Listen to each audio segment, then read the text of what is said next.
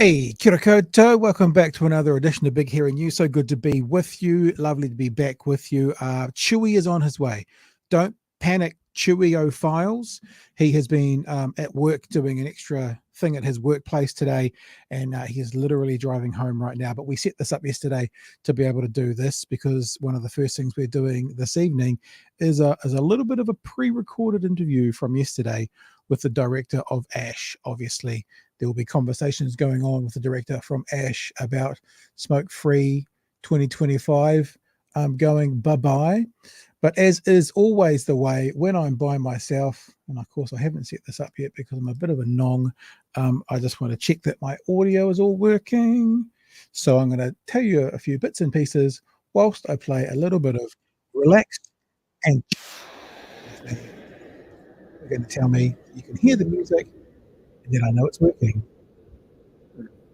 Okay, so tonight we're looking at a few things. We're looking, of course, at what's happening with smoking. We are looking at Brooke van Velden and Swarbrick on breakfast this morning, and we are looking at Winston Peters today. Winston Peters coming on board, and the sound is messed up. Confirm for me, people. Sounds bad to be working. This is always the way, isn't it? It sounds distorted. Oh, I can't reset, unfortunately, team. How about if I just do this a little bit? Does that make any difference if I do that? Just a little bit up. 1, 2, 3, 4, 5. 1, 2, 3, 4, 5. Apologies if you're listening to the audio podcast. You won't know what the heck is going on. Can you hear me now? 1, 2, 3, 4, 5. Oh, okay. All right. I just increased my levels a little bit. Maybe. All good. All good. I'm seeing all good. I need to check this music again. I'll actually stop talking when I play this music. Make sure you can hear it. Then I'll start talking. Here we go. That was just a very quick up and down to make sure you guys could hear it. I think probably what happened was I had my levels too low. And then when I music started playing, it dropped my levels down and dragged that up. But everyone heard the music and everyone can hear me now, which means my levels are now working. I'll even give it a little bit more as well. Problem is it's very, very difficult. Still bad, bro. Sounded like, okay, let's not talk about what it was like. Let's talk about what it is like now. All right. Am I sounding okay? I apologize about this. It went funny again with the music. No music, no music. Whenever you play that, the sound goes bad. No music. Oh dear. I hope we don't have one of those nights. Here, this is what we'll do to test it. I'll actually go to one of my stories for tonight. I'll actually go to the interview for tonight and I'll play the first few seconds of it and I'll turn my mic off because that's what I normally do. And you guys can tell me if it sounds okay. And if it does, we'll just keep on going. Audio, audio, audio. Here we go. Just tell me if you can. I'm going to turn my mic off and I'm going to play this and see if it all works fine. Well, I've got to turn the PC up, don't I? Here we go. Here we go. Here we go. A little test. A little test for us.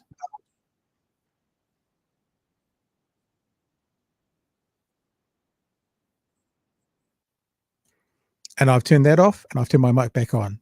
I'm real sorry to do this. I know it looks very unprofessional, but then again, we are an unprofessional group. All good? All good? Sound is no good. Oh dear. Oh dear. Oh dear. Silence. All right, team. Talk amongst yourselves because that's a pretty big part of tonight's show. And I will have to go and have a look at something whilst I'm talking to you. See, this is the definition of Murphy's Law. People who don't know what that means, Murphy's Law is actually, no, see, that's right. Speaker option, that's right. Sound 2 option, that's right. Seems to all be set up okay. You can hear me, but you can't hear the sound of the thing. Here, I'm gonna play it again. Here we go.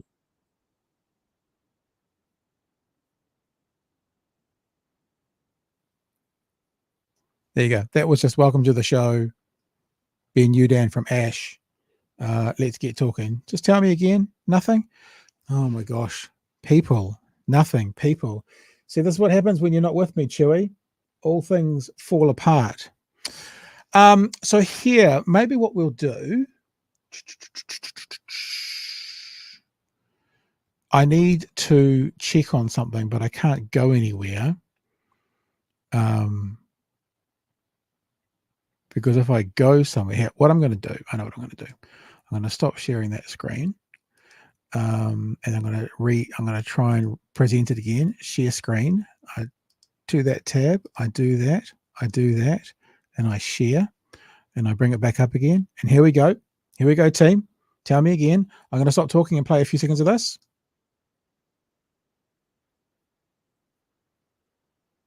Right. Anybody hear that? Welcome to the show. Yeah, see, Chewy's not here. I see you, Anakihi. That's the problem. Nothing. Oh my gosh. Okay. We have a problem. We have a problem, Fano. So here's what we might do. I'm just going to have a look at my other stories. See, they all involve video. That is a problem. Video. I just shut something. Crap, what did I shut? Oh, it's just that. All right, that's okay. Video. That's not video, but that's not a news story. This always happens when Chewy's not here. He is my Buddha. That something goes wrong, and then I can't test it before we go live. Then it happens when we are live. This is good. All you people watching the live stream of me just failing and falling well short. Let's do this. Hey, everyone doing well today? Yeah, Chloe was on point today. I'm going to text Chewy. You far away? My sound apparently not working. Yoicks. Right. Whilst we're here, let's have a little chat about what's going on in our world. The podcast awards are announced on Thursday night. If you have got a moment and you would like to be involved, then you can head to nzpodcastawards.com. You can tell them about the quality podcast that we do, like the one tonight. The listener award is just there on the front page. You hit vote here, and you go into this page, and you go your podcast name, which is right there, your email address. Podcast name is #BHN or Big Hairy News, or just BHN. That'll get you there. Link to the podcast, which we have been telling people to probably put an audio link in there. So that's the Apple Podcast link, the Spotify link, Google Podcast link is probably the easiest, and that's in the chat at the moment. I've put it in the chat a couple of times, so you can find that link should you need it. And I just realized today, of course, I don't know how, I'm sure this is fine. I just realized today for the first time that I hadn't actually voted. So there's my thanks for taking part. I've voted. I probably shouldn't tell you who I voted for. You know, it's a bit like the general election. You're not supposed to say who you've actually voted for. So I won't say who I voted for in the listener choice, but I did my vote today. Maybe seeing we're all sitting around here as I'm going to try and figure out what's going on, you could spend that time going across to nzpodcastawards.com and going in and voting for BHN. Just an idea. Also, as I promised last night, we have all the hoodies and stuff. It's a 4-day special. All the hoodies and stuff are now, the images are now on the site. I'm sorry if you were with us last night, you would have seen that I didn't have pictures of hoodies up there because I'm a knob, and I forgot to tell the printer that we needed images of the hoodies. So Chewy's favorite this time around is #1 podcast in Swaziland. The #1 podcast in Swaziland, and they're available in hoodies, black and white. Dun, dun, dun, dun. And we've also got the same #1 podcast in Swaziland t-shirts, again in black and white, as you can see there. We have got for you this one, which I'm quite excited about, actually. I think this is my favorite this time around, which is we're calling it the Beardy Christmas. And it says, have yourself a very beardy Christmas. on hoodies with the BHN on the back corner there, or on the t-shirts. Have yourself a very beardy Christmas. And if you want an accurate representation of what that red is, this is the actual red from Cloak. That man does not come with a delivery. Some of you may or may not be interested in that. And then the other one, which is sort of more, I guess, our social commentary of this lot, is something that we say quite often, probably becoming more and more relevant at the moment, which is for those with power, equality feels like oppression. Now we've got purple hoodies, and we've got, that's the purple there, and we've got tan hoodies, and that, I know that looks a bit yellow, but the actual tan color is there. So there you go. That gives you a better representation of what it's going to be. And the slogan for this month is, for those with power, equality feels like oppression. We've got those in hoodies, and we've got those in t-shirts as well. They're all on bhnshop.nz. And finally, of course, we've got our regular, it is our regular BHN gear, but it is our regular gear that's going to be going away. Because as you well know, it's got a little special limited edition OB on the back, and that might not look like much to you. And this is the cool thing about this, right? It might not look like much to people who don't know, but for those of us in the know, we know that OB stands for Original Beardy. Like in the hip hop world, OG stands for Original Gangster, OB stands for Original Beardy. And after this drop, after this merch drop, that OB won't be printed on any hoodies ever again, any gear ever again. It's only for people who get on board with the BHN merch in the first year that we've had merch. This is not the start of the podcast. We've sort of been going for 18 months or so, but we've only been doing merch for about 4 months. So if you want to have a piece of merchandise which equates you to being on board sort of since day one, then the BHN merch with the OB on it, it's your last chance to get it. And again, hoodies in black and white, and also, of course, t-shirts in black and white as well. Look at that, some super chats coming in. That'll help me pad the time for a few minutes. Jackson Media says, when it works 100% of the time. Yeah, it's funny. We kind of jerry-rigged the system a little bit, and maybe I should get it done properly. Maybe Winston says, Anakihi, thanks for the super chat, by the way, Jackson Media. Thanks for the super chat, Anakihi. Maybe Winston cut your audio for criticizing him. Chewy is just getting out of his work gear. Because we wouldn't want to see him in that, would we? Because he works at a topless bar, and he has tassels on his nipples. So he, yes. He does not want to be seen. Now, if Chewy comes along, I can probably leave the room, because then he can continue on with the stream, and I can get the heck out of Dodge. Let me see some of the chats that have been coming in. Yes, Brother Mark, I do mean nipple rings. That's exactly what I'm saying. I remember the record 25 viewers better get me some OB merch. Yeah, well, I mean, this is one of the things, you know, and I'm sorry for you guys who are watching right now, and if you've turned up for the first time, you're going, what is this boring crap? You know, we're just having a technical difficulty that I can't really address until my mate turns up. I can have a proper look at it. But when I think I did the first ever one of these shows with Jeremy Elwood, and it actually was March of last year, I think, and I think that episode's been watched 70-ish times. Friday night's episode's been watched 2,500 times. Last night's episode's been watched 1,700 times. And I'm sure if tonight's episode continues as it seems like it's going to, this will be watched about 4 times. So, but yes, it has been an interesting journey from where we were to where we are. And interesting to see where we go from here. Wokey would like to know who here had voted for New Zealand first. I don't know I wonder actually if anyone in our chat has voted for New Zealand first. Guru says Andrew Shaw, the NZ On Air board member who resigned after commentary Winston first, stated life hosting kids show, life hosting. Here's Andy. Yeah, Andy Shaw. He was known as Andy Shaw. That's how I remember him as well. I'm a little bit too young to remember him doing his kids show. My drink bottle there and shot. It's not very good of me, is it?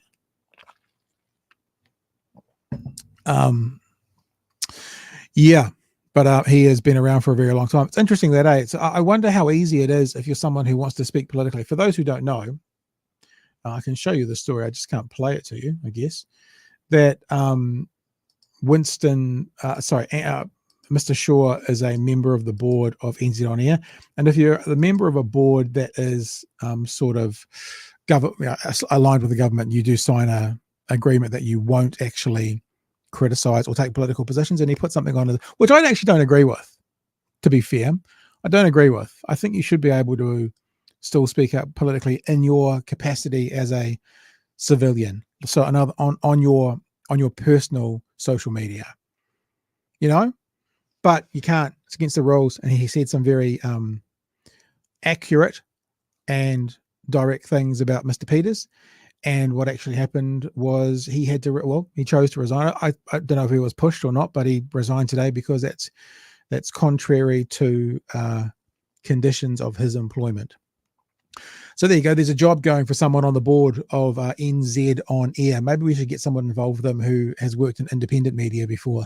Maybe that's someone to go. Rachel says his morals are more important. Yeah, it's actually a really interesting question, isn't it? Like, what would you give up for a paycheck? Like, in all honesty, people who want to. You think about this honestly. If you had, I think about radio announcers. Some radio announcers earn hundreds of thousands of dollars. I mean, some overseas earn millions of dollars. But what would you be prepared to do? I mean, that's the definition of a grifter. Yeah, someone who just does it for the money. Nicole, I have a story here, and the story I think has the tweet in it. So this is not the story I'm looking at, but I do have the story from, I believe, News Hub. So it is in there as well. I always have felt that people with means, people with money, people who don't need a job are freer to say and do what they want. I know that most people would want to stand by their morals, but I can also understand, it doesn't mean I agree with it, but I can understand the situation where somebody might have to, bite their tongue if they've got to pay a mortgage. And, if they didn't have that job, they'd be screwed. It sucks and it's hard, and I don't like the idea of it. I don't ever want to be in that position myself, but I can understand it. I can understand when that happens. Yeah, Kim has mentioned Dave Rubin.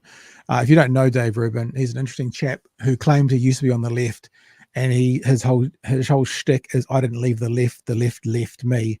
And he is. I've actually interviewed Dave Rubin. If you go through if you search Dave Rubin on the YouTube channel, if you're watching on YouTube, you'll come up with an interview that I did with him. That's when I connected with Sam Cedar, because I did an interview with Dave Rubin, and one of my clips made its way to Sam Cedar, who then played it, because I didn't realize this when he said it, but I explained in the interview to Dave Rubin how our health system works. And I think from memory, I talked about, you go down to the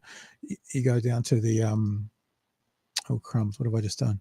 You go down to the chemist, the pharmacy, and you spend $5 and you get whatever you want. And he was like, oh, I like that. Oh, that's fine. Okay, with that door. I did not understand at the time because I wasn't in the know as much as they were, but I described Obamacare and Dave Rubin agreed with it. So that's what Sam Cedar put on here. I think I hear a blink of a Chewy. G'day, mate. Oh, hello. How are you? Oh, I'll get the microphone, shall we? There we go. To the man that saw me in the supermarket and said that I'd be late for the show, you were right. My goodness. Do you know, I don't think that you keep telling me these things that, I guess because I'm a hermit and I never leave my house. That's probably what it is, eh? Probably. Hello, Chewy. Welcome, sir. As I said, I had enough stuff to get me through till about 20 past, no worries, but I've played none of it because apparently we've got a problem with the audio. And because you weren't here, and this is what happens when you're not here. You know this. You know you're supposed to be here all the time. So I'm actually going to leave the studio. I'm not going to shut down the broadcast. I'm going to leave the studio, and then I'm going to come back. You know what Windows is like? I don't like Windows, to see if it makes any difference. And if me leaving, I'm just going to leave studio, Chewy. I'm not going to end stream. If it does anything and we disappear, sorry, folks, it's us for not. I don't think it's going to. I think me leaving the studio and sort of coming back will be fine. Yeah, I know. I know. It's like that Antarctic explorer that said, I'm going outside for a while, I maybe sometime, and then they never saw him again. Yeah, they went out to die. All right, I'm going. I'll see you in a minute. I'm going to go. I'm going to come back. I don't think it's going to make any difference, but we'll see what happens. You talk to the lovely folk for a couple of minutes. I'm like 60 seconds. I'm not going to reboot my computer. Okay. I'm just doing 60 seconds and we'll see what happens. So here we go. Ready? 3, 2, 1. This is very strange. I have no idea what he's doing. It's great. So apparently he's broken all of the sound, is what I've heard. I am just loving, just personally, the fact that in the news cycle since the weekend where everybody's been talking about this, we're going to let people smoke for the tax benefits. National have had zero effective pushback on that at all. They are scrambling. I assume that's what you've been talking about, Pat, apart from breaking everything. I was talking about buying BHN merch and voting for us. That was something I was talking about. Cool. Right now, you go. I'm doing stuff in the background. I was just saying to the good folks here that in another news cycle, National have utterly failed to successfully push back against getting absolutely dragged over the we're going to let more people smoke because of tax. There is some analysis tonight, and to be honest, I don't know if I'm going to play it or not. Well, I'm not going to play anything or not, but there is some analysis tonight that actually did the numbers, and they said that the tax take is 1.7 billion in cigarettes, and they said, but the analysis of getting those people off cigarettes meant that they were effective, and they got the number of working days that smokers will be able to work, which generated about 5 billion. And the cost to the health system, which there wouldn't be, was about 5 billion. So in other words, just so stupid. They get 1.7 billion in tax take, and they lose 10 billion out of the economy. So even that. Right, let's give this a wee nooner, shall we?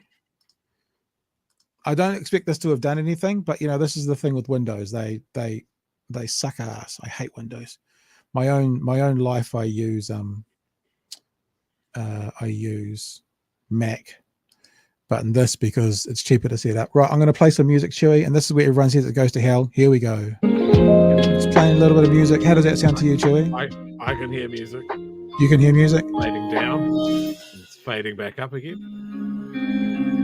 So this is what me and Chewy that's what Chewy normally do. Someone says no sound, someone says I hear it. Great. Someone says all good. All right. Fuck it. So what should we drop tonight to make the show work now? So that was Windows. That's why I hate Windows. Every time we have a Windows update, we have a problem. We haven't had a Windows update, but something's happened. Okay, so we're just going to get into this, and hopefully the audio won't crap up again. I wasn't even going to play this, but I think it's quite a good setup. News Hub tonight talked about how furious the health sector is with the decision to drop the smoke-free generation.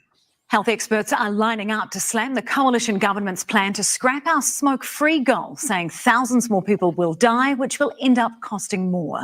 They're also warning the plan to rely on smokers to fund tax cuts is damaging our international reputation. Here's political reporter Amelia Wade.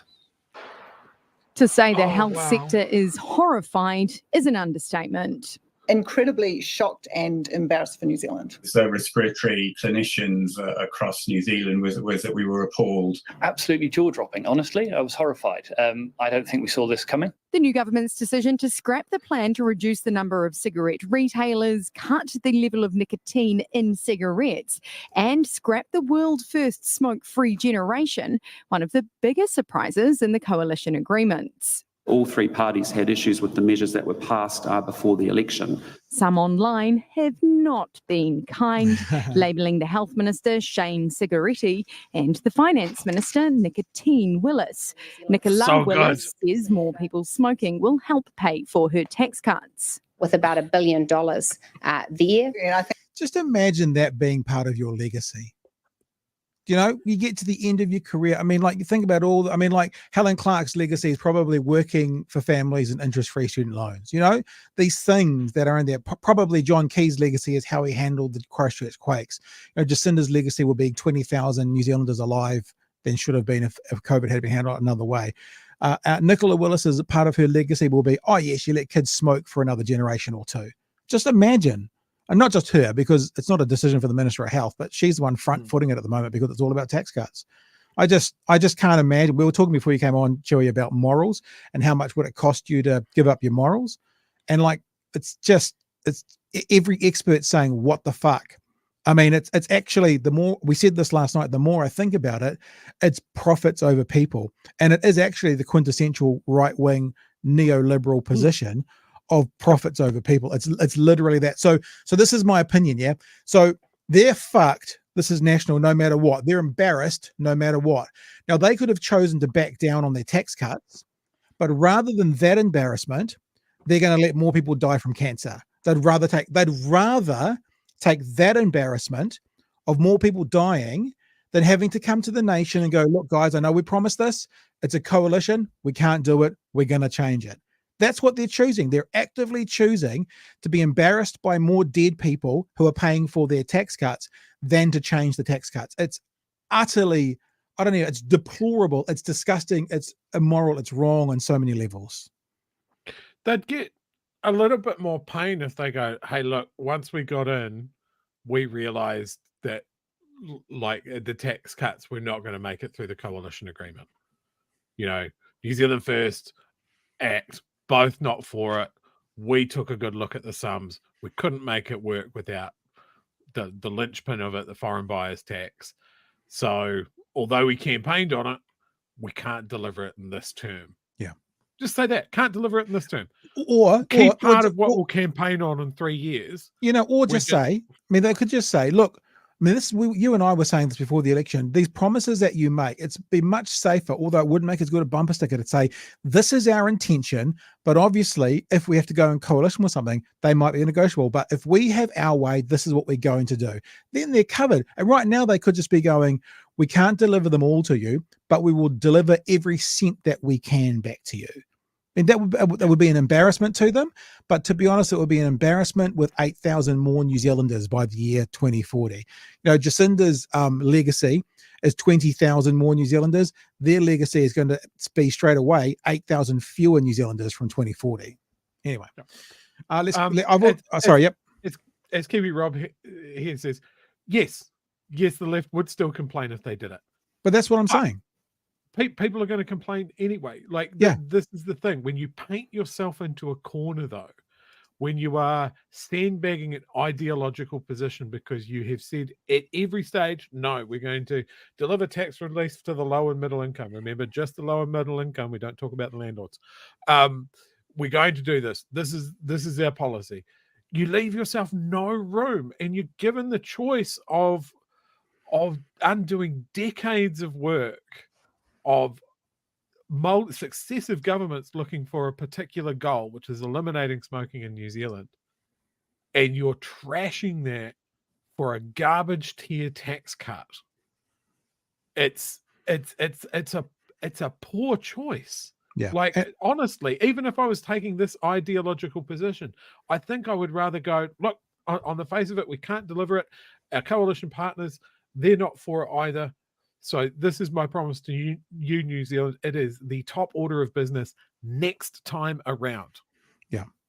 Yeah. We're going to get to work to make sure that we can do it. That's more intellectually honest than what they're doing now. Yeah. But what Kiwi Rob just said is what I just said. They're going to be embarrassed either way. People are going to complain either way, right? They're going to complain about them dropping the tax cuts, or they're going to complain about 8,000 dead New Zealanders. My question is, why the fuck would they go to be complained about with 8,000 dead New Zealanders? What kind of immoral desert do you have to be, empathetic desert of a human being do you have to be, knowing that people are going to complain, to go, well, I'd rather they complained about us helping another 8,000 people die than, you know, a bit of egg on our face about tax cuts. So that's exactly what I'm saying. Yes. Can you imagine both the PR ways. people in the room? both ways they're going to get egg on their face. They're chosen to go the way with more dead New Zealanders versus the way of saying to landlords, we can't do it exactly like we said. We'll remember it, and we owe you one next election, but we got no control about what our coalition partners want us to do. That's what I'm saying. Anyway, well, let's keep going with the story, eh?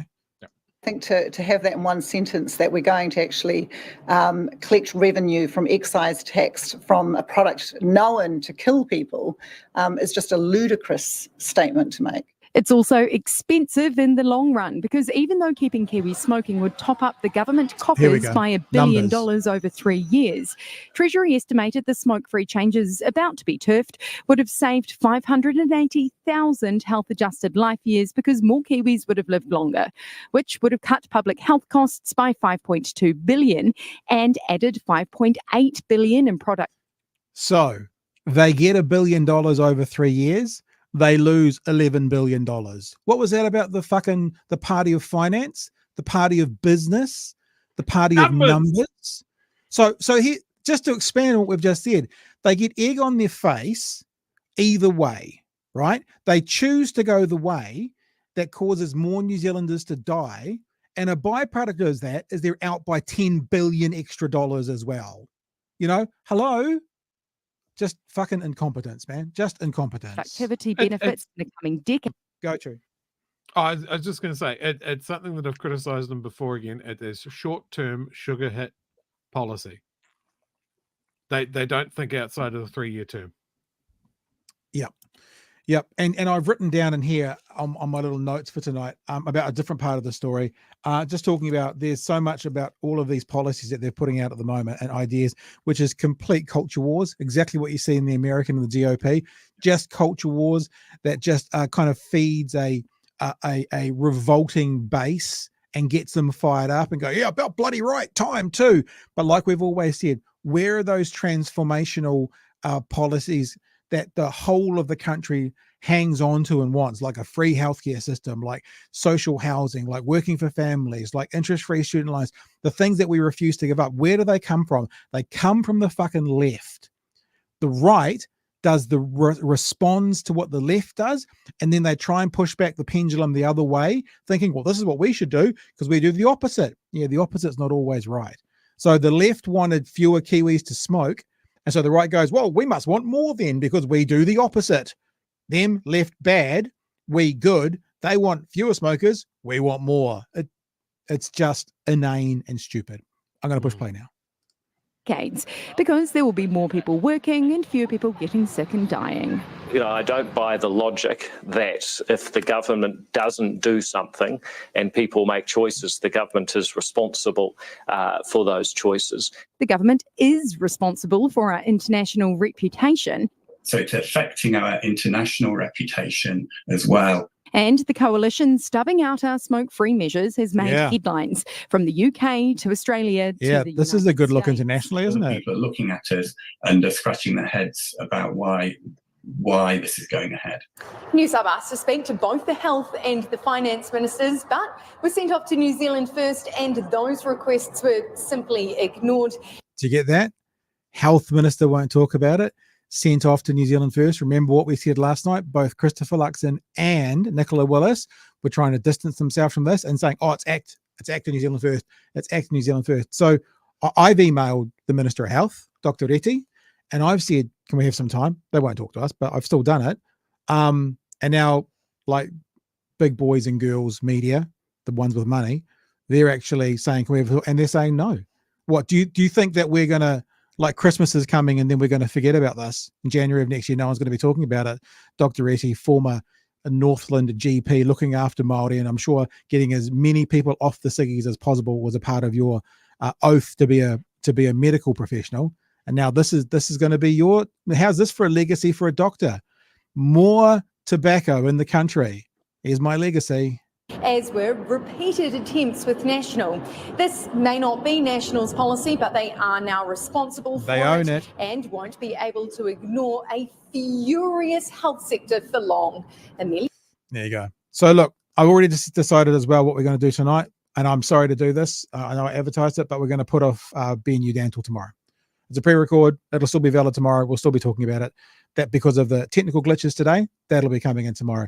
And if you listen to the audio podcast and you don't know what I'm talking about, because what I'm going to do is I'm going to cut out that first 20 minutes of audio, and you don't know there's been technical glitches, well, there has been. I'm just telling you this to the audio podcast who haven't heard that 20 minutes of meandering at the start. So we'll do Ben Youdan tomorrow, and that probably gets us our 20 minutes back anyway. So, Chewy, thoughts, sir? So let's talk about Dr. Shane Reddy. Yeah, he probably was. What was he? He was a GP for many years, but now he Northland, invests in private medical clinics in an area with rundown public health that then has to farm out its services to government funding. So really, is it in his benefit to have better health outcomes? Or is it better for his stockholders and his investment that he's getting government funding because people keep on getting sick and there's no public health service or underfunded public health service where his clinics are? Yeah. I mean, this is the thing with these guys. It's like you follow the money. Like they're all like, fuck. I mean, we lashed, what was it, Michael Wood, for his dumbass investments and that sort of thing. And he was roundly criticized for it, and fair enough. Like, it was stupid. This is stupid and mean. They're all standing next to their tobacco lobbyists. They've got private health clinics, all of this sort of stuff.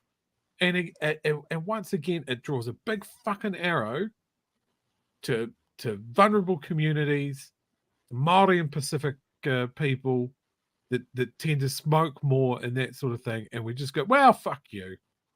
You know, it's just so bald-faced. And honestly, I thought that they would get like 6 to 9 months in of trying to be that, oh, yes, no, we are the government for everyone, even if you didn't vote for us. Like, this 100 days thing is just like, we're going to see a mini budget apparently before Christmas. We're going to see how mean they can get. Yeah, They're just going to come out the gates. Well, we're going to continue then. We'll get straight into it because the next part of our show tonight, we're looking at breakfast from this morning. You need to put your swag hat on because the Queen is going to reveal herself very shortly to you. Where Brooke van Velden, new minister, Brooke van Velden, is talking about repealing the fair pay agreements. Now, I've done a few things tonight, right? I say this a lot, the fair pay agreement, and I just thought, I wonder if everybody knows what that is. So we're going to have a look after this at a bit of a summary of what the fair pay agreement means. And this is the party that wants to get rid of it. And I'll keep my conclusions that I've written down till the end, but this is asking Brooke on breakfast about, you know, what they're getting up to ASAP. And the number one thing out of her mouth, her highest priority, remember, is to get rid of fair pay agreements. Personally, within my portfolios, I'll be looking to repeal the fair pay agreements by Christmas to give business owners certainty as employers going into the new year. But also, we've had news of the COVID inquiry being part of both coalition agreements with ACT and New Zealand First. And I'll be looking to extending the terms of reference for the COVID inquiry as per our agreements.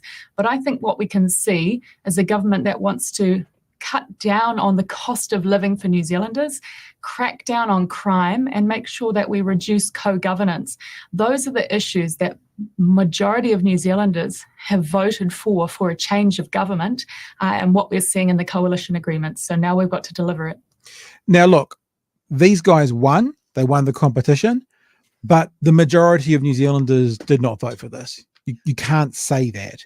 You could say the majority of voters voted for it, but to be honest with you, the majority of New Zealanders might have, the majority of people who voted for a change, but you can't say they all wanted these things because some of the policies she's talking about are ACT policies and National wanted nothing to do with them. However, I want to talk a bit about the fair pay agreements, but the first thing I want to ask Chewy is, I don't want to seem like I'm just shitting on the mainstream media because I understand how that works. I've been in that world. But why didn't they say reducing co-governance like what? What is there at the moment? There was this whole groundswell, hubbub, bullshit, racist ideology around co-governance to do with Three Waters, which isn't happening. So other than saying that word, I remember an episode of The Simpsons. Was it The Simpsons? And Marge was running for office. And she was trying to put out her positions and balance positions. And she just realized as soon as she said 9/11, all of the audience went, woo, woo, like this. It feels like that's what Brooke's doing. She says co-governance because it's a buzzword that means anti-woke, pro-us. Because what co-governance is being cancelled? Like, what is there out there that people are actually worried about and they want cancelled? Because you can't say Three Waters because that's not happening. That wasn't happening under the new Labour idea either.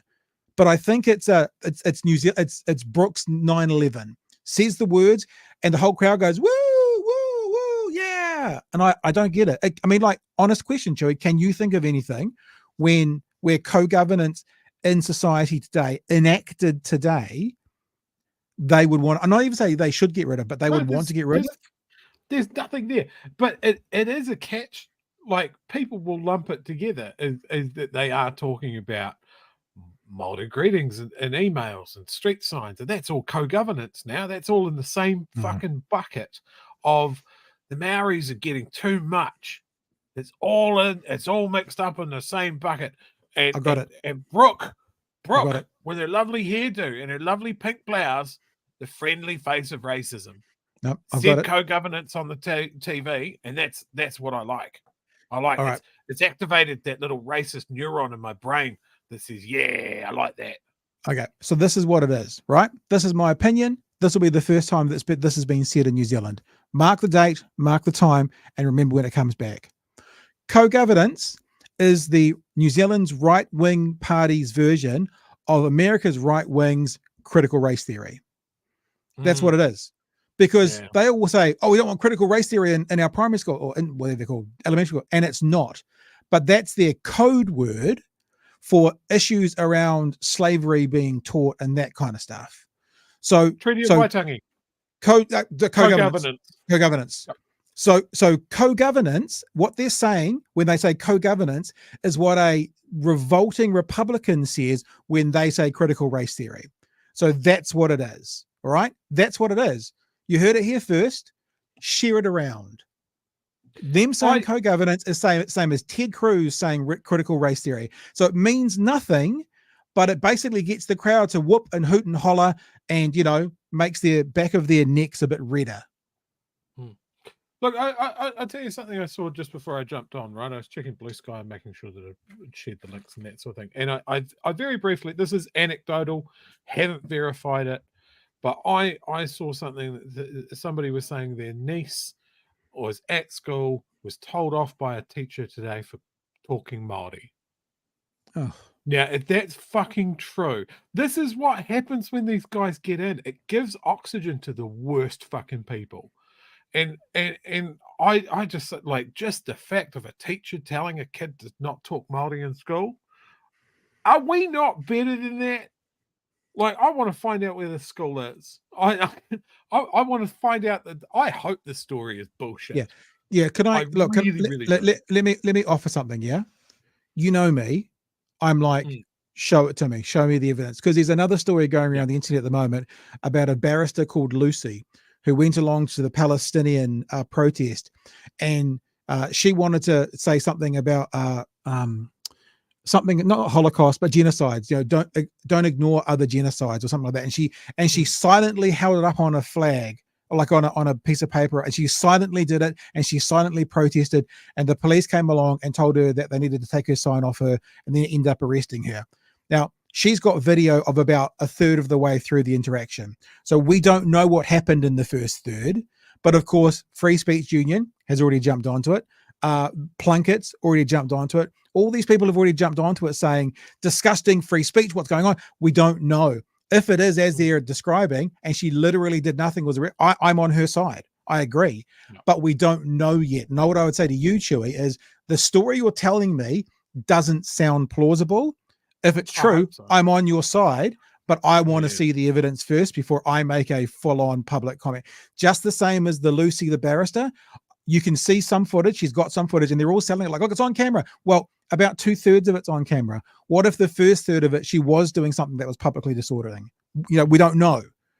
until I see all the evidence, until I see the police report, I won't. So from this seat, I always like to have all the evidence, and it's not to negate or inflate anything. It's to be as accurate as we can. This might be a different thing for the media in New Zealand, but what we try and do is be fair and accurate before we jump on something. I'll talk about that story to do with Lucy, the barrister, but I'll be very clear with you, and I'll go, I am not convinced of the story, not because it's not true yet, but because there is a chunk of it missing, which actually ends up being the first third of her interaction with the police.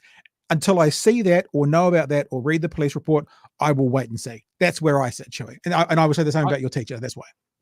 I hope it's not true, but yeah.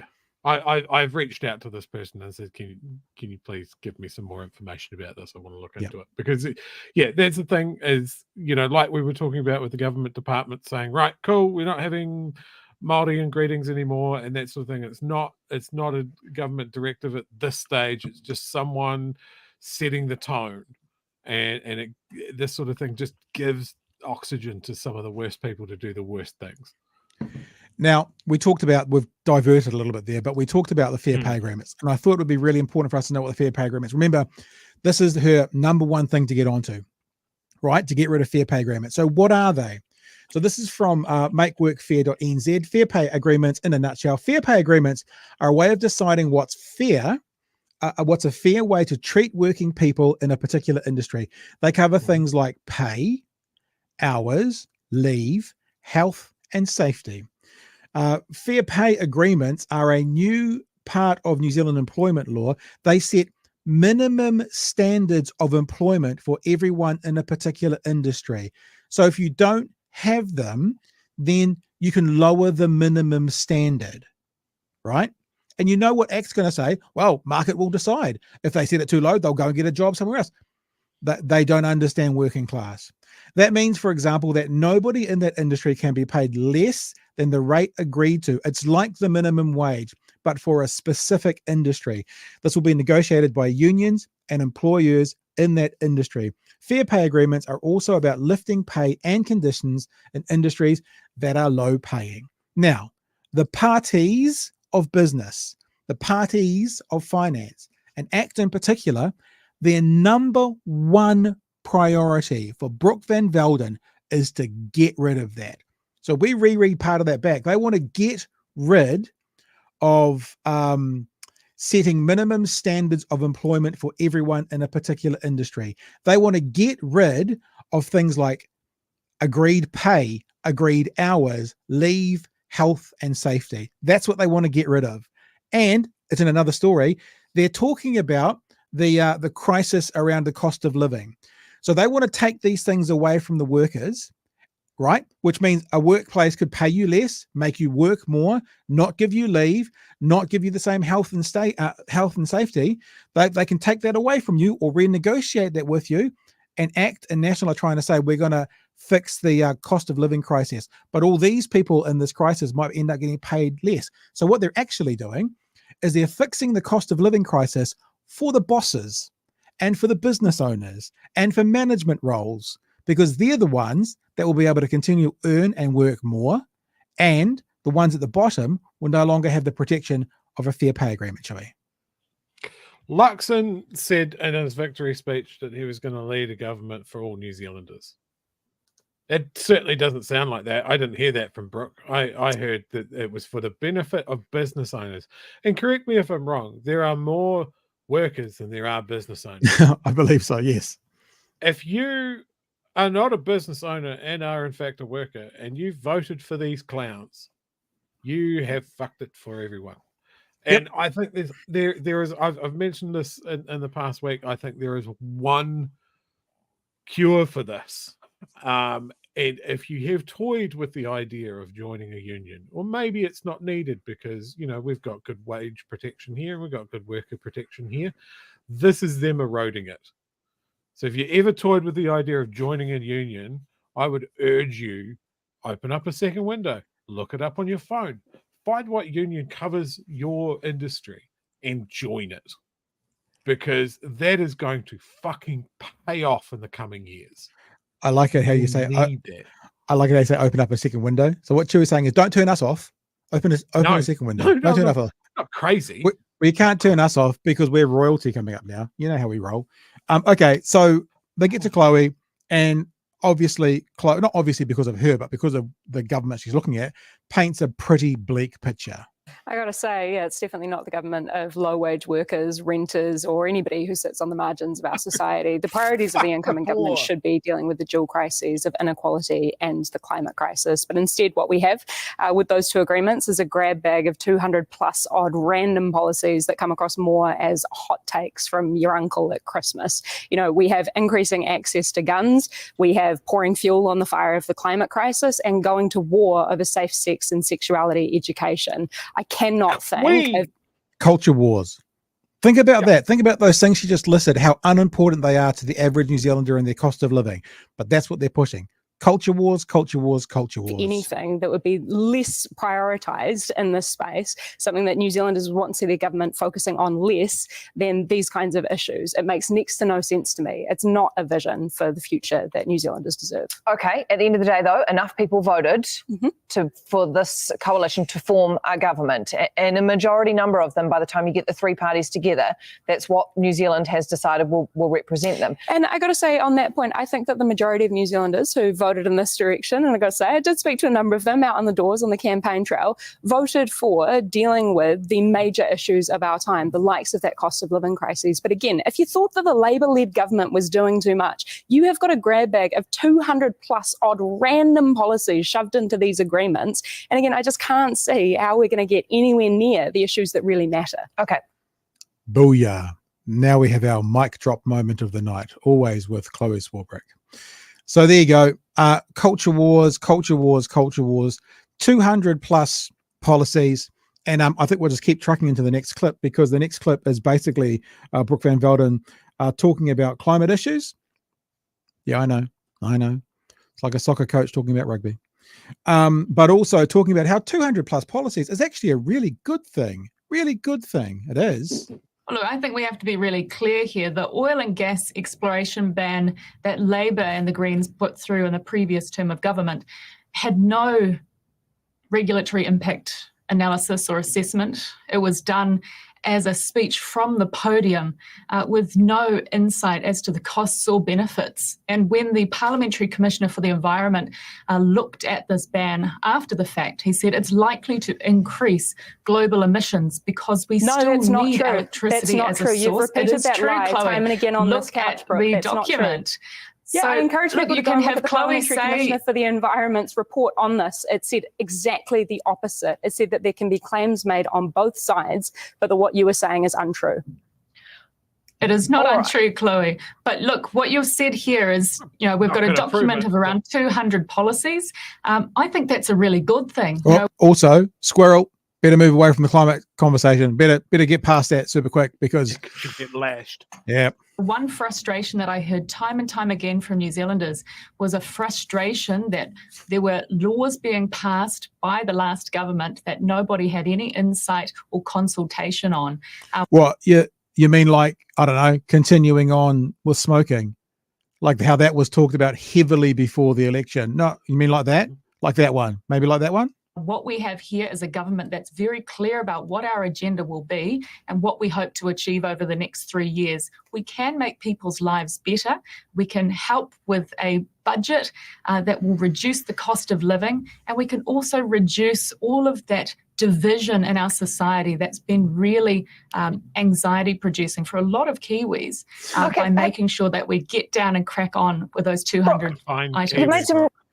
No, but the other thing is, okay, so she thinks that they're going to get rid of division. And again, she mentioned cost of living there. Cost of living, while they're giving a tool back to businesses to pay people less and to give them worse conditions. So cost of living, there's a couple of ways that we get on top of it. We all earn more, right? Or prices come down. Now, nothing they've put in of these 200 policies are aiming at how to get prices down, but some of the things they've put in for those 200 policies are aiming to get wages down. So won't that exasperate the cost of living crisis? Oh, yeah, no, absolutely. If you want to have the biggest effect on people's cost of living, you are looking at rent, you are looking at interest rates and bank profits, and you are looking at the supermarkets. Have I missed something, Pat? Have they put out any policy that would tackle any of those things? Oh, no, because no, be fair, they have, because they're going to give more money to landlords, and landlords are going to pass that on to their tenants, and it's going to be downward pressure on rental prices. Although remember, Mr. Luxon wouldn't commit to when his rental property prices were going to go down. So yeah, I'm not quite sure how that works. No, okay, yeah. So we're talking about a fucking magic money funnel that has never happened in the history of renting, of property owners. No, never, ever. So they are not tackling the cost of living. They are saying all of these wonderful things. There are tax cuts for low and middle income New Zealand. Bullshit. Yeah. They aren't coming. They don't have the funding for it. You are on the back burner straight away. But I tell you what, interest deductibility to landlords, that's a top order. That's right at the top. Making sure that business owners don't have to pay their workers a fair wage. Also, let's get that in before Christmas. That's a priority. Fuck you, from Brooke van Velden. Like, if you're a worker, you don't own your own business, you utter scum. Get away from me, you poor. Yeah. Eat a potato for Christmas. Fuck off. That's what she's saying in her lovely pink blouse. Now, the last any of the things that affect everyday New Zealanders, they'd love to drop in there. The last thing she says in her lovely pink blouse is talking about schooling, reading, writing, and arithmetic. And remember, we've said this again and again. Those have to be an hour a day. That leaves probably between 45 minutes and an hour every day of the week. So maybe between 4 and 5 hours over the whole week for everything else. And they also talk about the anti-sexuality education that they're going to get rid of, culture wars. But I wanted to show you this part in particular because, again, like last week, Chloe is doing the job of the media, and the interview turns into Chloe interviewing Brooke. But one thing that I heard throughout the campaign, and I still hear it now, is a frustration from New Zealanders that in our schools, we're not focusing enough on proper real life skills, things like reading, writing, literacy and numeracy. So I think that's possibly where it's... You mean those core curriculum subjects that every classroom teaches every day, Brooke? Those things, core curriculum. That's why they're called core curriculum subjects. Coming from, but I don't have the details on how that will work with gender ideology. But how on earth will that benefit our young people or whānau or communities across the country if we are removing safe sex and sexuality education, which was thoroughly consulted on with communities? Like, it was a 10-year process to get to the place of this curriculum being put into our schools. Well, what we've heard from many parents and many teachers behind the scenes is that the curriculum refreshes have gone against good education for kids. Look, I think it is really important that children feel respected no matter what gender that they are. I think that is extremely important. But we have to have schools that are making sure that we are focusing on literacy and numeracy, as well as looking at keeping kids safe in the classroom and making sure that people are respectful no matter who they are in a classroom. So what we're saying is, yes, let's have a look into it. That's part of the New Zealand First National Coalition document. I don't have those details yet, but we've also got to make sure that schools are leaving kids with the very, very basic educations that they need to have a successful life. I mean, do you have details then on reforming health and safety legislation as is put in the ACT National Party agreement? Oh, Chloe, that's coming in future cabinets, and I can't wait to show it to you. But you've committed to these things, which again, there you go. So there's a criticism of Labor slipping all these things. So they've basically said, these are our plans, blah, blah, blah, blah. What are the prices? We haven't worked that out yet. We don't know. We'll tell you later on. It's the vibes, Chewy, as you say. We'll just play the last 15, 20 seconds of this because the comment from Chloe at the end is chef's kiss at the very end. It's a pair of scissors. It's not a vision for the future of this country. It's nothing to unify people around. And it is a grab bag of unhinged hot takes. We will absolutely have more time for that, I promise you. But I do feel like I've been slightly left out of this panel. Thank you both for coming this morning. Brooke van Velden and Chloe Swarbrick, I really appreciate your time. Best of luck for the first meeting today. Brooke, hope you get a good seat at the table. looking forward to seeing what we're dealing with. Looking forward to seeing what we're dealing with. Holy shit! Like, oh my, did Chloe just eat Brooke's lunch? Yeah, that's what it was. She dog walked her. Oh, but it's true. Like it is unhinged hot takes. It's not based in anything. Everybody is horrified by this. Do you know, like when they focus on things like reading and maths and all of this sort of stuff, this court reading, writing, arithmetic, it's so backwards, it's so old, and it has one function: to deliver workers, not functional people, workers. Like, why is a school not involved in building good, coherent, whole, confident people? That comes part and parcel with it. But no, we'll just break it down. Can they read? Can they do math to operate the machine that's going to deliver profit to shareholders? That's what we need. Yeah, interesting. So they're looking forward to making more, what you're saying is more factory floor workers and more entry level positions. That's what they're trying to churn out. Now, that's a very interesting point, actually. Look, and as I said, any primary school teacher out there will tell you they are already doing reading and writing and numeracy and all these things. They're core curriculum subjects. But if they get set a task that you must do this for an hour a day, that means over a whole 5-day week, you're going to have 4 to 5 hours left for PE, for music, for art, for assemblies, all of those things. All of those things. Because I mean, each day in school is about 4.5 hours of teaching time, half an hour left to get, yourself sort of pack up at the end of the day and do the role at the start of the day. So say 4 hours, of which 3 are going to be taken up with reading, writing, and arithmetic, if they instill it in that way, which means a maximum of an hour a day for everything else. I had a mate who was teaching intermediate school for a very long time. He's not anymore, but he would do the production every year, and they'd work it out that the other teachers would cover his classes while he was out taking, rehearsals and stuff for the production. And it was amazing every single year. None of that anymore, because how are you going to fit that into an hour each day, plus then all the other things on top? All the extracurricular activity stuff will disappear. And as you say, Chewy, you might get little workers, but you won't get little musicians or little artists. And also people who that kind of 1950s style of school doesn't work for, they will all fall to the bottom. And there will be a massive gap between those kids who, I love maths. I watch Countdown, that program Countdown, and I skip through just to the numbers games. That's how much I love maths. On my YouTube feed, they people set up just the Countdown games with numbers. They're all over YouTube. There's thousands of them. I love it. I would have been fine with the math side of it, not so much with the reading or writing because I'm dyslexic, but there are other people who that's not how their brain works, and they're going to be like the difficult kid was in the 1970s. They're going to be like the kid who was really smart and really good with their hands, but couldn't sit still and couldn't do anything in the 1970s and 80s. And so they got left behind.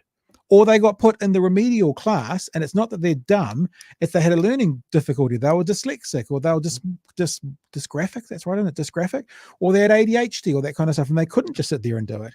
And so you have to have a different style of teaching. All of those kids are history under this new style of teaching that these guys want to bring in. Oh, I absolutely know that. Like as a kid that went through school with ADD and that sort of thing, every time I struck one of these old school teachers that was reading, writing, arithmetic, that sort of thing, it was absolute misery for me. Absolute misery. It drove people out of school. I was lucky that there was a fair balance in my school of teachers that were innovative and creative and had other ways of reaching me. But if this is the way that they want to go through, the kids like me are going to fall through cracks. Yeah. They are going to be the ones that leave school at 15 or 16. Yep. And they're not going to dig themselves out of the hole that they're in. And what you'll see, kids that won't make it to the end of school because they won't be able to find themselves. We'll go back to the times of people being bullied into suicide or people think that there's no way out because there's no validity in the way that they feel and hear, whether that through educational failings or just not seeing themselves in the work that they're doing at school. Yeah. Not seeing how they feel or feeling that they can tell someone about who they are. That's like, I'm not a parent, but I have been a kid that has been on the outside of that, and I know how lonely and hard that is. I know that there's kids that won't make it out of their teens. It's hard enough now. But when the government rallies around them and go, no, we don't have time for this. We don't have time to teach kids how to treat people that are different from themselves. We don't have time to teach kids that the way that they feel inside is valid and normal and there's a place for them. Brooke doesn't give a shit about those kids. It's terrifying. It's so cold. Like and listen, again, I'm not trying to be arrogant when I say this, but I think this is another you heard it here first moment. I really do. 15-year-olds today have poor results in their reading and writing and that sort of thing, their literacy levels, because they've been brought up through primary school under national standards, which were introduced in 2010, 2011 by a national government. So 15-year-olds today are in some level fucked in their education because of what national did to the education sector in 2010, 2011. What they're going to put in place now, if they do that, mark my word, in 10 to 15 years from now, you will have exactly the same fucked group of kids. A portion of them will be fucked group of kids, because you don't just get in and make these big changes and then get kicked out of office 3 years later so the other guys change it back. I'm not saying it's a generation to change it, but it's a time period to change it back to the way it was. So let's say National's in for 6 years, whatever. That's a whole generation of primary school kids, right, are now going to go through this. And then 5 years after that, they'll be at secondary school, getting towards the end, under a Labour government. National will be bitching and moaning and complaining about 15, 16, 17-year-olds and how they're not achieving in schools. And it will be based on this bullshit that they're going to put into primary schools now. Mark my word and remember this moment. Like people should have remembered national standards when National started going off about the outcomes of 15-year-olds today. 15-year-olds in 10 to 15 years from now will be impacted negatively based on what's National's doing today, and we cannot forget it. If you're a teacher, join a union. Yeah, absolutely. Maybe we should get the NZI on. Let's go to a few super chats, and some of them relate back to some earlier conversations. Anakihi for $5. Thanks for your super chat. I appreciate it. Anti-vaxxers be like, don't take the vaccine, it'll kill you. Then be like, this is fine, with cigarettes being pushed back on the public. Yeah, I think there's probably going to be an element of that hypocrisy. I see that. And these are really around the schools now. JK for the $5 super chat. Thank you, sir. Art education policy: 1 hour reading, 1 hour writing, 1 hour maths, 3 hours smoking. Fair enough. Dave for the $2 super chat. Appreciate that. That's the word that gets used today. Non-divergent. Every non-divergent kid is screwed. 100%. I mean, when I was at school, they were the weird kids. Now there's a title for the weird kids, non-divergent, which I'm in that category, I guess, being dyslexic. I just didn't find out I was dyslexic until 10 years ago. That's all. Ethan for $9 super chat. Thank you, Ethan. I bet the 100-point plan, 100-day plan, has more points repealing law than actually enacting nearly. That's a really good point, and we can probably work. We can probably work that out. Yep. Rachel, $2 super chat. Thank you. We appreciate that. School to prison pipeline. There you go. There's a good thing for you. All those divergent kids. Is it divergent or non-divergent? What do we say? Divergent I would kids? say neurodivergent. Neurodivergent kids. They'll be the ones that in the 80s they got shuffled off to go do plumbing apprenticeships and building apprenticeships, and they were very successful because they weren't dumb, they just weren't reading, writing, arithmetic 3 hours a day. And now there's laws that say you have to stay in education until you're 18, so you can't shuffle the 14-year-old off to be his dad's apprentice. So where are they going to end up? Maybe Rachel's 100% right with that. And finally, Gareth is just throwing that a $9 super chat in there with no comment whatsoever. So thank you, Gareth. We appreciate that. Chewy, because we've been running so behind because of our technical difficulties, I'm ready to move straight into the Winston Peters stuff. But we've got time. If there's anything from the chat or anything you particularly want to mention, a couple of minutes, you're more than welcome. Martin did here make a comment. The Racist Neurons are a great punk band. Absolutely. Absolutely. Is that an actual band? No, but would be. Good one. Ava here says, if I was a teacher, my hour of day of writing would be getting my class to compose letters to politicians and media. Politics sucks.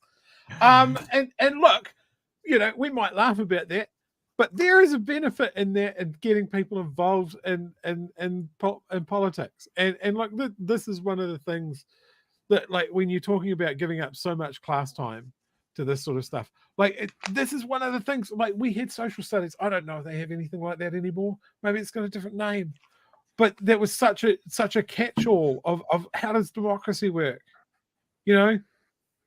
Teach people to, like, we laugh about media studies, but media studies can be critical thinking. How you can spot a conspiracy theory or a lie from an elected politician, or how to not fall for malicious advertising. And that sort of, all of these things have value.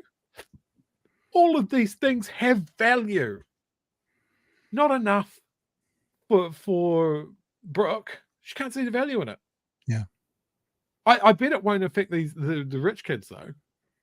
The guys going to the charter schools that can set their own curriculum. And the ones that can afford tutors to help them through it after school. Yeah, 100%. Absolutely. All right. Okay, let's get into the last story of the night. We are looking at the first cabinet meeting today. Honestly, Winston Peters. Okay, I'll show you a tweet I put out today, because I just clipped a headline from News Hub on my phone. I think it was from News Hub. This was the headline: "Chaos in the cabinet room. Winston Peters lashes out as Christopher Luxon tries to get down to business." And my tweet was, "Strong and stable, you say? Wonder why Winston has decided to go scorched earth." Now, I think there's some truth in that. He's doing stuff that I think are particularly strange, and it feels like he's going scorched earth, and I wonder why. I saw this Irene tagged me in one of these as well. It's Sun Tzu says, "An evil man will burn his own nation to the ground and rule over the ashes." Is that Winston Peters this time around? Is that what he's doing? I don't know. But when I show you what's going on, Luxon has got no more plausible deniability. You'll see in this story that Luxon says, "I didn't hear those comments he said yesterday." And then Winston said the comments in front of Luxon in the cabinet room. So he's got no more plausible deniability. And I said that Nicola Willis was a coward yesterday because she wouldn't just say, yes, more people will die, and yes, it's for the tax cut. She wouldn't stump up to it. Luxon shows huge cowardice today, because when he gets challenged there and then, as opposed to that, particular behavior, he says nothing. Winston is cucking Luxon like you wouldn't believe at the moment. It is fascinating. And lastly, before we start, Donald Trump has made people believe that the elections were stolen. Yeah. Winston Peters is attempting to make his voters believe, if they already don't believe, that the media is bought and paid for and are biased. And I'll show you why. And then what we're going to do tonight, because Fano, we do like to get our evidence and show our receipts. He challenges News Hub. I'm going to read it to you. It's disgusting. This is what he says to News Hub: "Tell the people what you signed up to get the money." That's what he says to the media. Tell them what you signed up to get the money. In other words, what favors are you doing to get the money? So what we're going to do tonight, it'll only take 2 or 3 minutes, is we're going to go through the journalism fund, and we're going to have a look at what News Hub got out of it. And we'll get to see all together if we think they look like they've been bought off with nefarious actions or not. So a little bit of an investigation. I will move quite quickly because we're a bit later, but here we go. Here's the story of News Hub talking about Winston and talking about the first cabinet meeting. And we start off with them saying that Winston refuses to apologise. But while Shaw was quick to apologise, Winston Peters was anything but, doubling down on his anti-media rhetoric today, this time in front of the Prime Minister. Off with a hiss, a roar, or more, an awkward silence. The coalition government getting its feet under the big cabinet desk. We're looking forward to having a good meeting. Yep. And straight down to its secret cabinet agenda. Plan for the meeting today? That stays in this room. What's said in cabinet stays in cabinet is one of the most sacred rules in the cabinet manual, aka the minister's rule book. Are you confident that every single person in this room is going to stick to the cabinet rules for the whole term? Absolutely sure they will. But already he's got one particular minister playing mischief. Day one. Strong and stable. Day fucking one. Cheap shot here. Yesterday, just after he'd been officially sworn into the role, his Deputy Prime Minister took it upon himself to issue direction to state-owned broadcasters in response to a question about his policy about public agencies narrowing the use of Te Reo Māori. Well, we'll see the speed at which TVNZ and RNZ, which are taxpayer-owned, understand this new message. We'll see whether these people, They are independent with the broadcasters. media and journalists, are they They are independent? independent broadcasters, Well, Mr. that's Peters. not fascinating. I've never seen evidence of that the last 3 years. The independence of TVNZ and RNZ from political interference is spelled out in law. I said this last night. This is a competitor to TVNZ. This is News Hub, right? Now, on one side, you say, well, they're just covering the news, they're just giving out the facts, but they don't have to do it like this. This is News Hub, TV3, Discovery, going into bat for TVNZ and RNZ. Now, I know that we talk about being state-owned broadcasters, but TVNZ is a commercial entity. They compete with TV3 or News Hub for advertising dollars. That shows how seriously the media take this and what Winston's doing. And maybe it's because they know that if he goes after TVNZ first, there was no one left to fight for me, Joey. Yeah. That they're coming thinking that. Yep. coming them for them afterwards. We're going to keep going through this and we'll talk at the end. Radio New Zealand Act 1995 states that no responsible minister or any other minister may give a direction to the public radio company in respect of the gathering or presentation of news or the preparation or presentation of current affairs programs. TVNZ's Act has the same clause. Luxon, were you comfortable with the comments that Mr. Peters made about the media yesterday? I didn't see those comments, Bullshit. but I'm excited to get to work with this team. For Mr. Luxon's benefit, here's more of what he said. You can't defend $55 million of bribery. Okay. So, no, you cannot defend $55 million of bribery. He's talking about the Public Interest Journalism Fund, a contestable $55 million aimed at funding projects, journalism roles and training in New Zealand. Through COVID, to try and keep media going. Like through COVID, when all the advertising disappeared. Newsrooms. The fund overall had 5 goals it had to achieve: inform and engage the public, accurate, accountable and fair coverage reflecting all sectors of the community, promote the treaty principles, reflect New Zealand's cultural diversity and encourage a robust, sustainable media. Some areas of reporting were specifically excluded from the fund, including, crucially, national political coverage. As the media were packing up to leave today, Peters went in again. Before you ask one more question, tell the public what you signed up to get the money. This is called transparency. Okay? Appropriate, Mr. Luxon? Thank you. Right, ready to go? We'll take that as a no comment. Wow. I'll read it to you again. Wow. This is what he said. Tell the public what you signed up to get the money. Now, remember I told you this last night. The 6 o'clock news shows, they get no funding from NZ On Air, right? Both channels. They don't get any funding. So in other words, they signed up to nothing to talk to him then. But this is the thing.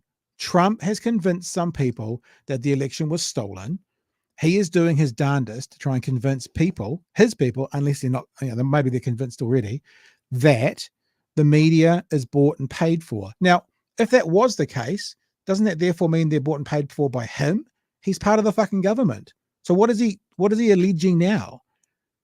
That they're still bought and paid for, even though it's now under him. But anyway, you want to say anything now too? I'm going to show what the journalism fund is and what News Hub got out of it. Yeah.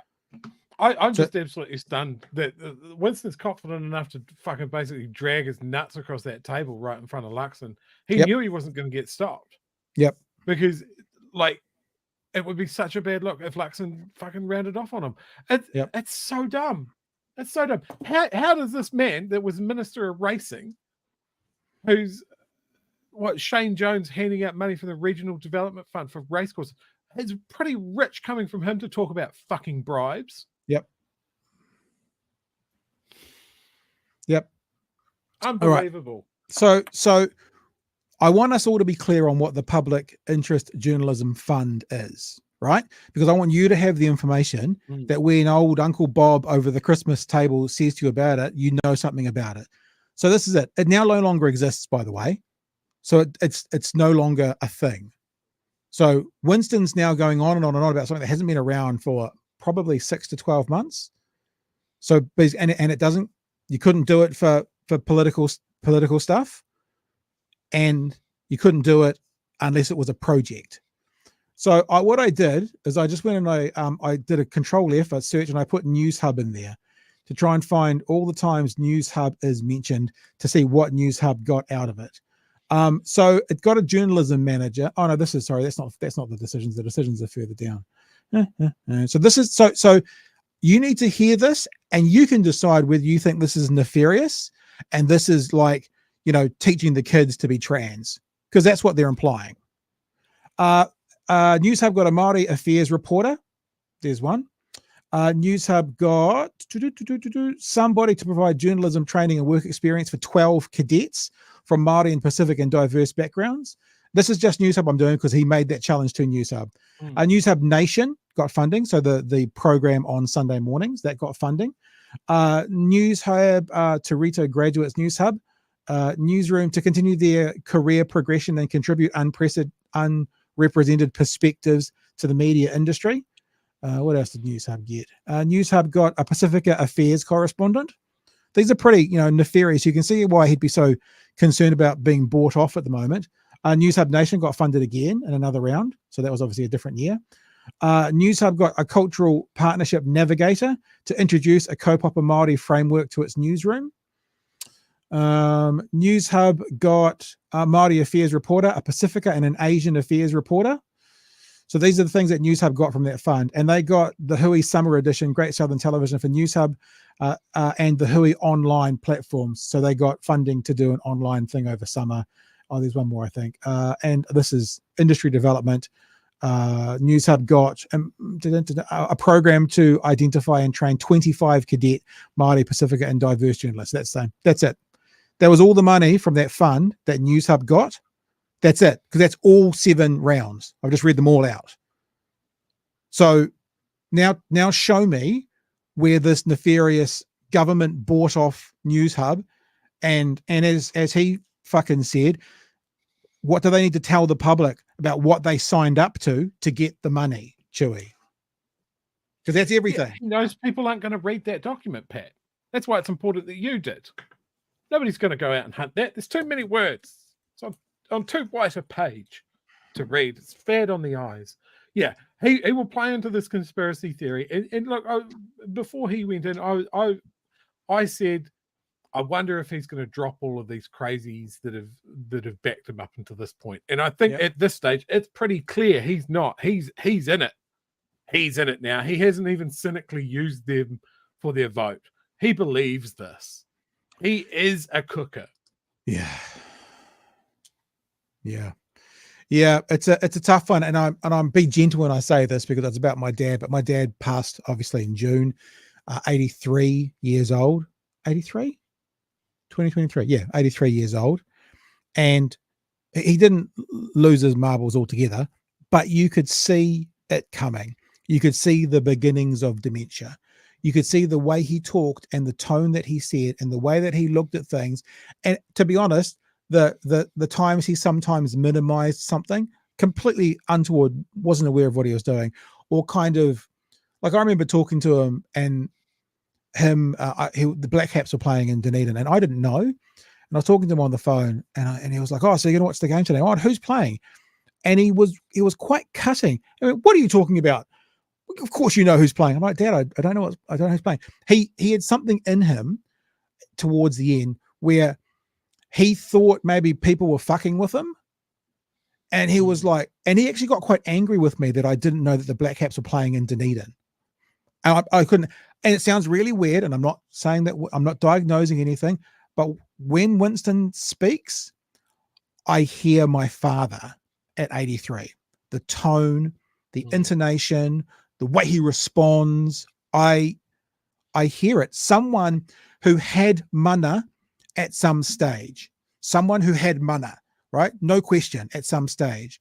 And now they're a shadow of their former self, but they're trying to grab that mana again, and they're missing the mark with how they're doing it. That's what I hear, Chewy.